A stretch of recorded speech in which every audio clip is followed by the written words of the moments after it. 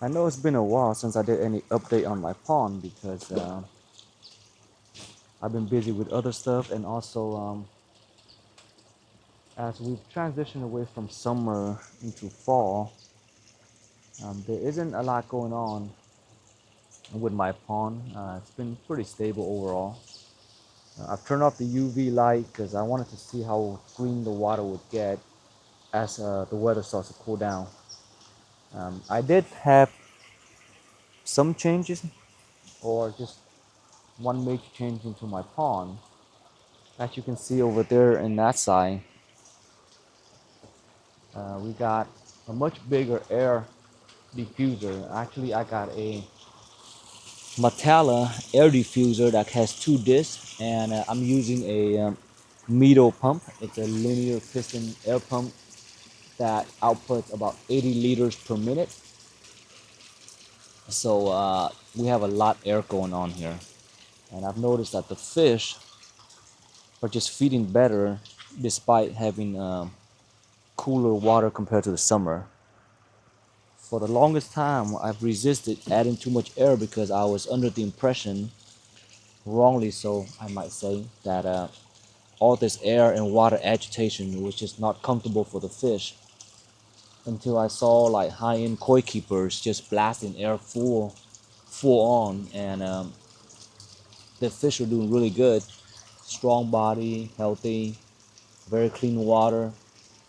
So I decided, if the pros are doing what they think is best for the fish and the results are shown in the fish, I might as well do the same thing. So last week I put that in there. I removed my old diffuser, the DIY one that has two cartridge, and decided to just go with the big diffuser and just let it go crazy. And to my surprise, but probably not surprising for the people who's are already using a lot of air, is that yeah, seems like the fish are doing better. They seem to be active, more active, and also they seem to eat better. The water also, even though my water is not a perfect example of a clear water at the moment, but all the agitation in the water stirs up the stuff and it gets filtered out. So there's less things floating around the water compared to before. And as you can see in that corner, the fish are just, they seem to be enjoying the food more. So I guess from now on, I'm just gonna go on full blast with that air. I think it's worth it. And maybe next year we'll see more better results as the warm weather comes back. Now, mind you, we're towards the end of October, and Halloween is just around the corner, literally this week. But we're still gonna get some decent days of 70 plus, almost 80-degree weather here in SoCal, and that's during the daytime peak temperature. Um, Towards the night, it does cool down to the 60s, which really helps. But in this big pond, I've moved in fish like from the last video. Um, Next month I'll be moving out some bigger fish, and then I'll transfer some more smaller fish back into this pond to grow out. I'm continuing to add like baking soda into the pond just for pH stability.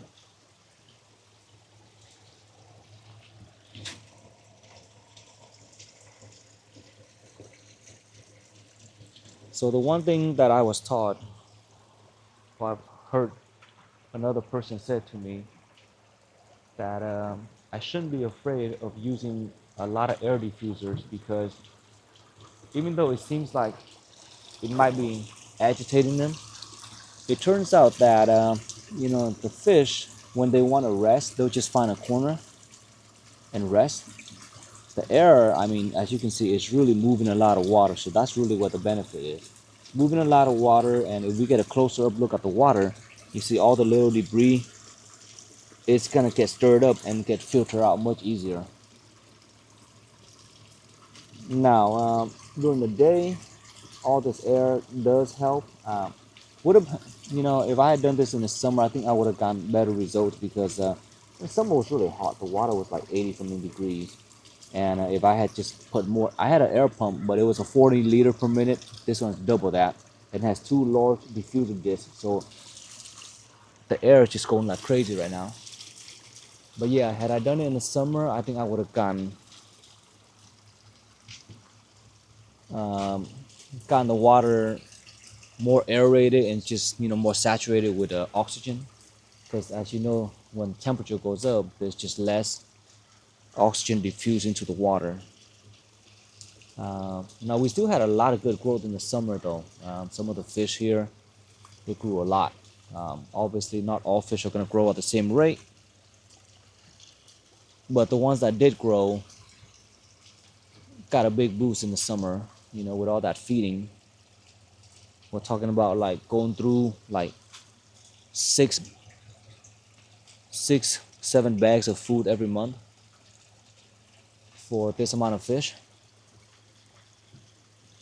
See those chow woi, they were much smaller before, and now most of the green chow woi are like around the 20, 21, 23 inch range. Some fish have also slimmed down, like this Karashi seems like a guy. She slimmed down a little bit, which is totally fine. I've also now started to employ a strategy of letting my fish rest a couple of days after heavy feeding. It clears out their system. It lets the pond water get a little clearer, and the fish, they go through a process of like autophagy where they can heal a little bit better because their digestive system isn't in overactive mode from all the food that they're eating. So I'm gonna start doing that where I'll feed for maybe 2 weeks and let them rest for like 3, 4 days. And well, maybe I should just possibly feed them for a week, let them rest for 2 days or 3 days, and then go back to doing that pattern. Seems like they enjoy the food more, they swim better, they breathe a little bit easier, and it might just extend their life because in this hobby, the more you overfeed, the bigger the fish can get and fatter, but not necessarily the best for their health. Same with us, so we're going to try to employ that strategy moving forward. And I don't think that there's any significant degradation in terms of growth from letting them fast for a few days. The food here is just pretty high in protein, and in the summer month, I mean, they're just eating non-stop, which is probably not the best for their body. Now, as we go into the winter month, it's automatically going to be in the resting mode because once the water gets down to the low 60s, I'm not going to be feeding much, just kind of like letting them have fun and relax. In terms of digestive rate, I think studies have shown that with every 18 degrees of temperature difference, their metabolism either like cuts in half or doubles based on whether or not the temperature goes up or down. So if we're at 80 degrees and then that's kind of high, right? So after a certain point, the digestive metabolism just slows down. 75 degree is really the ideal range for these fish, and we do get a lot of the mid 70s water temperature in SoCal, which means we're pretty lucky. In the winter, we do go down to the low 50s at the coldest months, but that's probably as low as it gets. Never frozen. The fish never go into like hibernation mode. Never have to cover the pond. And so I'm just looking around right now at the fish and the way they're eating, I can see that there's a difference. And I'm going to attribute that to just having more air moving water around and kind of keeping them um, active. So let's check out the small pond, which we also did the same thing. Now the small pond growing is actually pretty good. Look at all the fish right here. Obviously, we're gonna have a huge range of size difference here. Notably, the tamasaba in this pond has been growing a lot. They're definitely the best growers as a group because they're more consistent. I think for whatever reason, there's less variation in size difference with the tamasaba compared to the other koi. Like the other koi, you can have some that are like, you know, like 17, 18 inch, and then some are still like 13 inch. So there's a big difference. Some of them are even smaller than 13 inch, as you can see.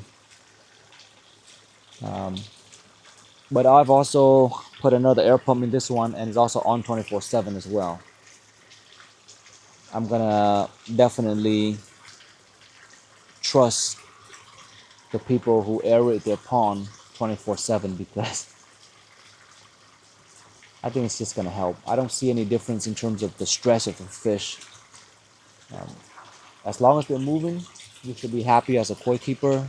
It's when they stop moving and when they become less active, that's when us koi keepers gotta worry. So if the air helps them move around a lot more, just let it be. That's fine.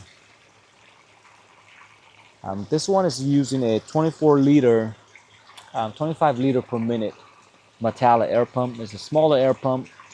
It has a one, like a 7-inch disc diffuser on the bottom. That seems to be all I need for this pond because if you can just look at the water, you can see that it's spreading out really nicely right here. So that's pushing the water up a lot. This pond is really well circulated, to be honest. I'm not really worried about this pond. The circulation of this pond is great because it's a small pond, 3,500 gallon, and also, you know, I got like 5 pumps going here. We got this side right here. For people who have already seen that, they know that I got multiple stacks of filter on that side and then also on right there as well. So very nicely circulated, but more air doesn't hurt. So I'm gonna keep that going for as long as I can. And honestly, these air pumps, they do last quite a while. And the air diffuser discs, sometimes you might have to take them out and wash them a little bit just to kind of get everything out, because they do build up like a film, and it might cover up some of the holes that are on the diffuser.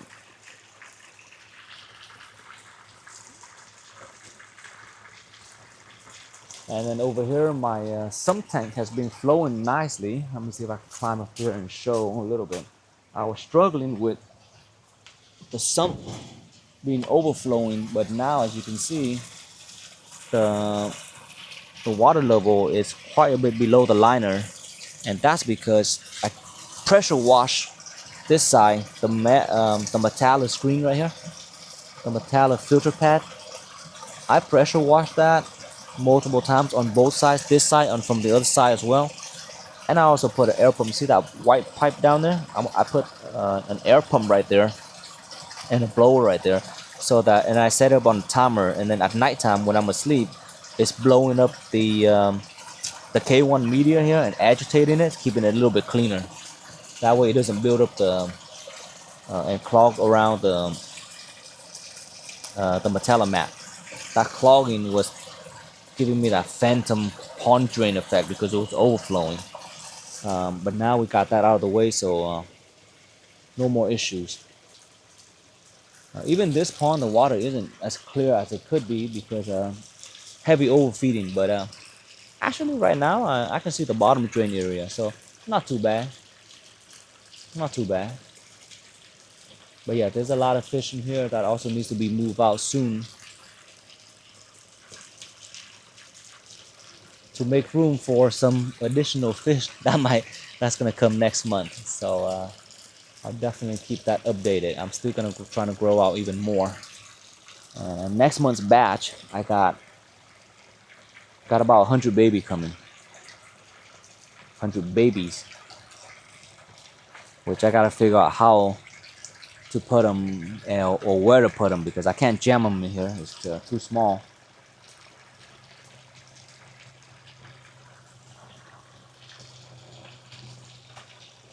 Yep. So that's just a brief update. Also doing a bunch of other things around the yard. Still not finished. Holiday season's coming. Cold weather's coming. Daylight savings time is coming. Just a lot less sunlight and daylight in general for me to be working on things.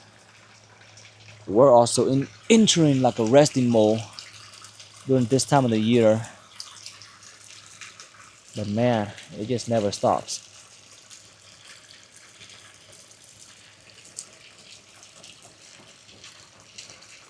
Alright, so until next time, when I have something else updated, I will put up a video.